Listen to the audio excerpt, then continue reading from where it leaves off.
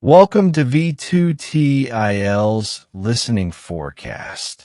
In this test, you will practice a full IELTS listening forecast with audio, subtitle, and answers designed in the Cambridge exam style. The test includes Part 1 to Part 4, just like the real IELTS exam. Get ready, focus carefully, and good luck with your practice.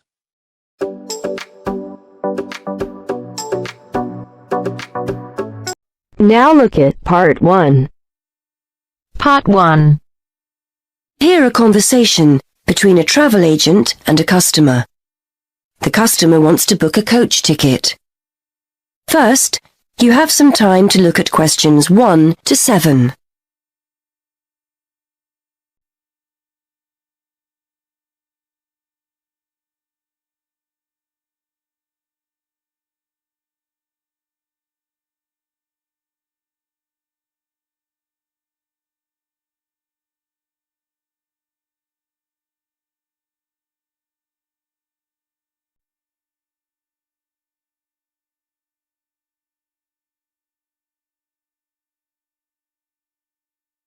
Now we shall begin. You should answer the questions as you listen, because you will not hear the recording a second time. Now listen carefully and answer questions 1 to 7. Good morning. I'd like to book a coach to London. I was hoping you had something available this Saturday afternoon. Good morning, sir. Take a seat and I'll just check for you. Yes, we still have several free seats for Saturday. Where will you be leaving from? There are 3 pickup points in town: Main Street, Centenary Square, or the Central Bus Station. From Centenary Square, please. That's easier for me to get to than the bus station. And what time would you like to leave? There are coaches on the hour every hour, from 12 through till 6 p.m. Well, I'm meeting someone at the station in London, and I need to be there for 4:30. So, which one would you recommend? Well, there's one leaving at 1 that arrives at Victoria Station at 4:10, if that's any good.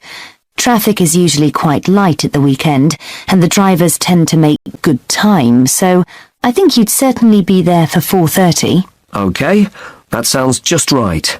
I think I'll take that. I can always phone ahead if I'm going to be late. And when are you returning, sir? Actually, I'm not sure when I'll be coming back, so I won't book a return ticket, just one way. I can always book you an open return if you'd like. You can use this at any time within the next month, as long as you contact us first to reserve a seat. Well, there's a chance I might be getting a lift back, you see, so I'll just pay for one way. I don't want to buy a return if I don't need it. Okay, no problem. Are you travelling alone? Just the one ticket, please. I'm going down to visit my daughter at university. My son's meeting me at the station, so it's a proper family reunion. Very nice. Okay, well I can book that for you if you like, sir. That'll be £23.50. Now I just need to take down some details. Can I have your name, please? Yes, it's Matthew Upton. That's U-P-T-O-N. And your address? 34 Allesley Road. Allesley, that's A-L-L-E-S-L-E-Y. And your telephone number? 01732 558 997. And your email address. We'll use this to send confirmation of your travel details. matt257@yahoo.co.uk. Okay, thanks. Before you hear the rest of the conversation, you have some time to look at questions 8 to 10.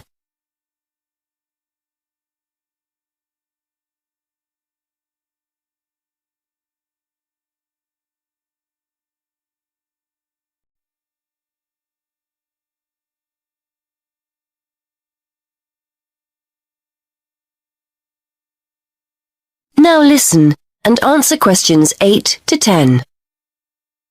Before I forget, I'll be taking a little luggage. Is there a set luggage allowance? We offer a very good luggage allowance. You can take 2 suitcases as long as they're no more than 20 kilos each. That's 40 kilos in total, and 1 small item of hand luggage on the coach. Most people find that more than adequate. Any additional items carry an extra charge of £10 for each bag. I certainly won't be taking that much, so I should be okay. I was worried I might be taking too much. Would you like travel insurance included with your ticket? It's an additional £2. No, I don't think so. No problem. It's not compulsory. OK. How will you be paying? Actually, I've been having trouble with my debit card today, and I've left my checkbook at home, so I'd better pay in cash. You'll give me a receipt, won't you? Certainly, and we'll send confirmation to your email address as well. So that's £23.50, sir. If you just wait a minute, I'll print you off a receipt. That is the end of part 1. You now have half a minute to check your answers.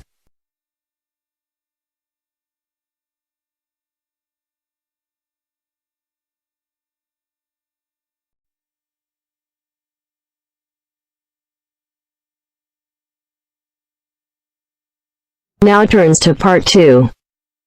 Part 2. You'll hear a monologue about a guided tour to London. First, you have some time to look at questions 11 to 17.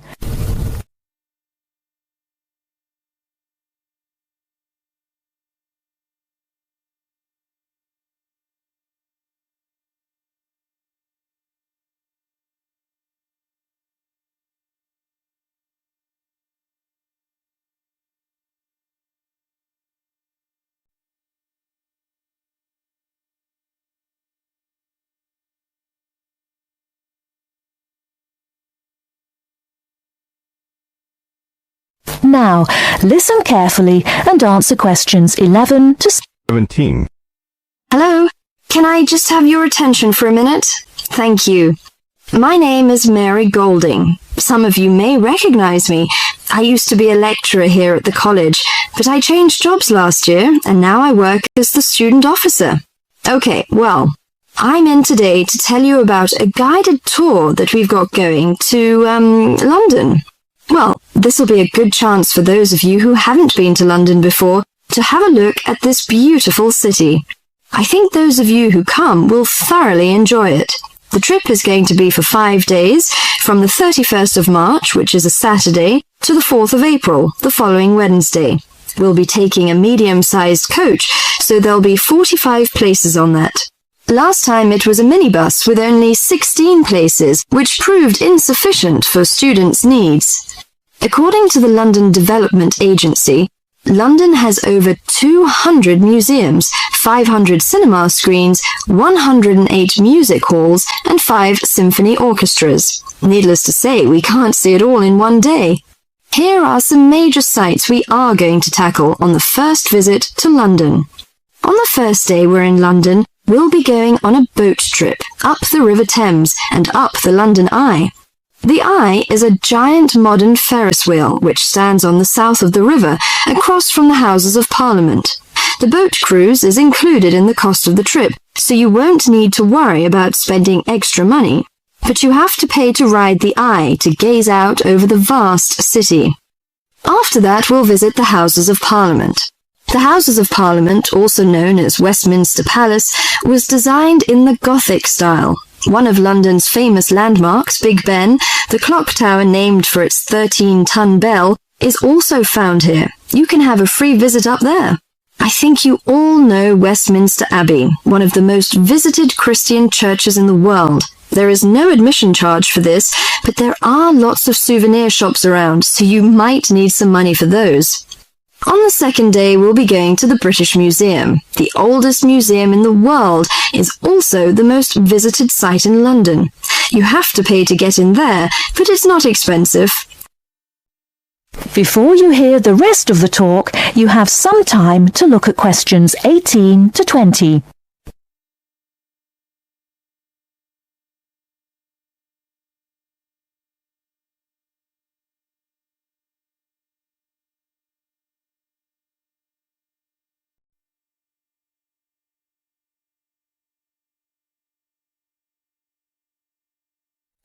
Now listen and answer questions 18 to 20. Also, the most visited site in London. You have to pay to get in there, but it's not expensive. The museum's newly constructed £100 million Great Court, a 2-acre square enclosed by a glass roof, is the largest covered public square in Europe. It is called the Great Court. On the third day, you'll be free to do whatever you like. Personally, I recommend the Natural History Museum. It has over 68 million specimens. Fun exhibits include the Blue Whale exhibit, Rainforest Gallery, Earthquake Experience, and dinosaur displays. The Globe Theatre is a place worthy of visiting. The original Globe Theatre, where actors performed William Shakespeare's plays, burned down in 1613. The newly reconstructed Globe, however, copies original drawings of the 16th century's building's details and uses many of the same techniques and materials. Theatregoers can see performances of Shakespeare's plays, such as Romeo and Juliet and Much Ado About Nothing. If you'd like, can you sign up on this form on the student notice board by Friday? It'll be first come, first served. That is the end of part 2. You now have half a minute to check your answers.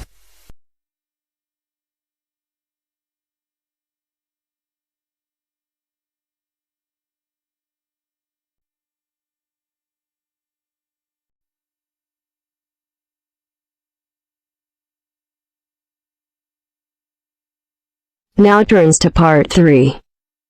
Part 3. You will hear a conversation between a student, Kayana, and a professor about an assignment. First, you have some time to look at questions 21 to 27.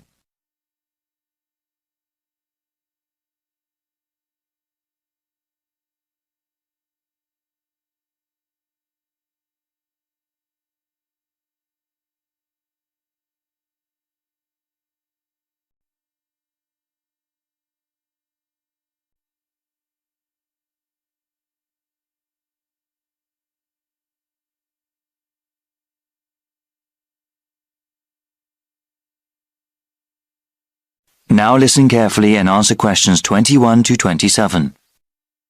Hi, Dr. Reed. Are you busy right now? Do you mind if I come in for a second? Hey, Kiana. No, I don't mind at all. Thanks.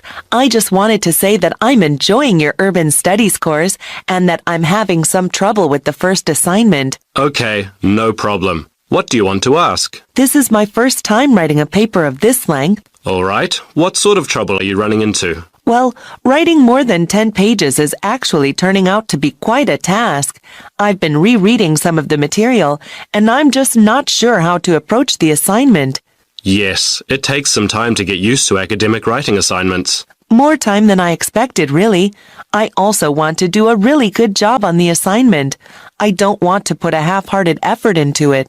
I'm glad to hear that. I'll say that these assignments get easier to manage as time goes on. That's a small relief. I mean, it gets easier to plan the assignment and to organize one's time, but it still takes hard work and a sincere effort to produce a good piece of academic writing.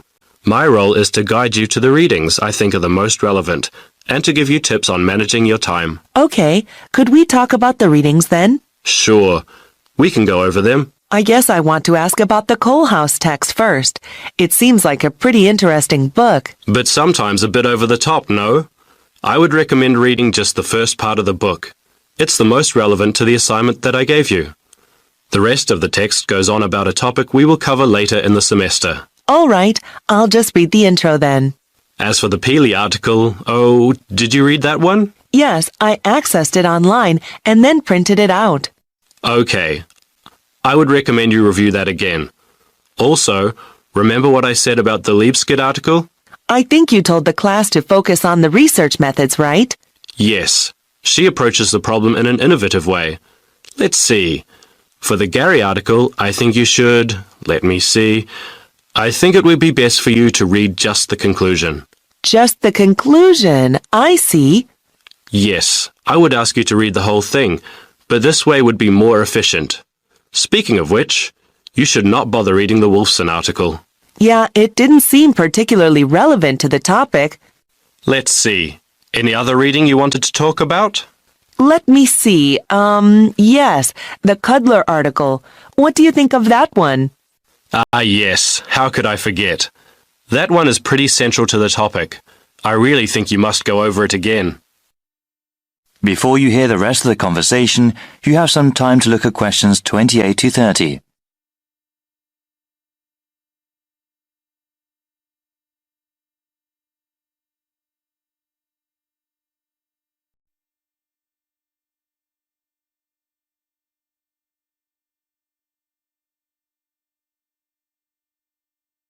Now listen and answer questions 28 to 30. All right. Is there anything else you wanted to ask about? Yes, I wanted to ask about the line graph that you provided. It seems that the legend identifying the different parts is not there. Ah, it must not have been photocopied correctly. Here, let me explain them. They all represent percentages of the population in Manassas, okay? Line 1 here at the top is the percentage of people who were born in a foreign country. Born outside the country. Okay, and this one? The next line down, line 2 refers to the percentage of people with citizenship. All right, got it. Those making a middle-class wage are represented by the 5th line down. Okay, middle-class wage earners. And the line number 4? That is the percentage of people with a college education or higher. All right, and the one in the middle? That one is the percentage of population who are married and have children. Got it. Thank you so much, Dr. Reed. I really appreciate your help. That is the end of part 3. You now have half a minute to check your answers.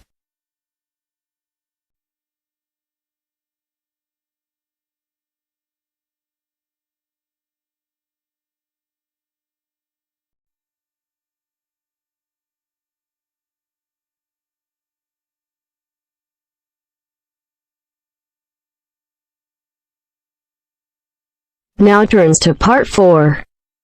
Part 4. You are going to hear a talk on Canada. First, you have some time to look at questions 31 to 40.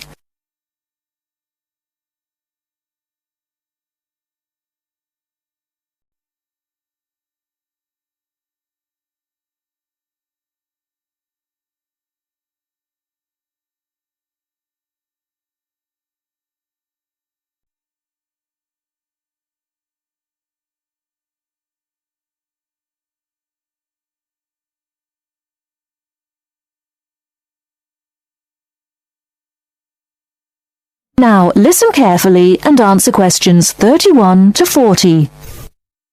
Good morning and welcome to this talk on Canada. Many people think of Canada as a land of ice and snow. They think of it as a young country with few inhabitants, a country of English-speaking white people. While some of this is true, it is also an inaccurate description of the country we call Canada. Canada lies in the northern half of the continent of North America. The most northern parts of Canada are sometimes called the land of the midnight sun, because at certain times of the year the sun never sets and is still shining faintly at midnight. This northern part of Canada is cold and mostly snow-covered all year round. Most of the people who live in this northern part of Canada are called Inuit or Dene. They were once called Eskimos. They are the original people of this land and are part of what are called the First Nation. As we move to the more southern parts of Canada, the land changes and so does the people. Moving from east to west in southern Canada, we travel from the Atlantic provinces of Nova Scotia, Newfoundland, New Brunswick, and Prince Edward Island. These small provinces, with small populations, border on the Atlantic Ocean. The land in these provinces is not very fertile, so fishing, forestry, and mining are the main industries, although in some small areas, agriculture is also important.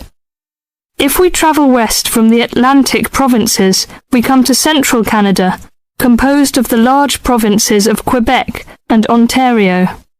Both provinces are rich in natural resources, have fertile land, and are the centres of industry for Canada's largest cities.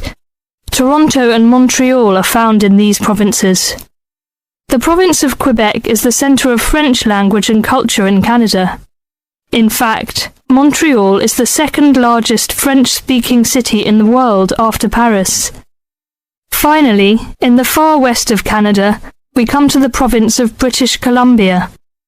This province is separated from the prairies by the Rocky Mountains and is bounded on the west by the Pacific Ocean. British Columbia is often called simply the West Coast. British Columbia is an attractive place for tourists because of its mild climate, spectacular mountains, seacoast, and beautiful forests. Agriculture, forestry, shipping, and fishing are major industries in British Columbia. The people of this land of Canada are as varied as its landscape. The original settlers, those we call the people of the First Nations, came from Asia by crossing the Bering Strait from Siberia to Alaska. In their new environment, they developed many new languages and cultures. In the 16th century, the first Europeans arrived in eastern Canada. They came from Britain and France. By making treaties with the original inhabitants, they gradually established colonies in eastern and central Canada. After a war with France, Britain took over the French colonies in Quebec and eastern Canada. By the end of the 18th century, all of Canada was under British rule. From this time until the present century, most of the immigrants to Canada were British, Scottish, and Irish. In this century, however, Canada has had an influence of settlers from all over the world. There are now hundreds of thousands of people from Asia, Africa, and South America who now call Canada their home. That is the end of part 4. You now have half a minute to check your answers.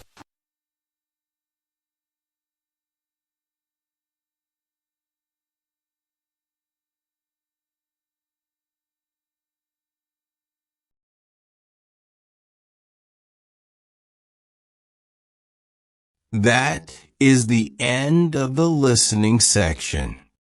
You now have 2 minutes to review your answers before the test automatically moves on to the next section.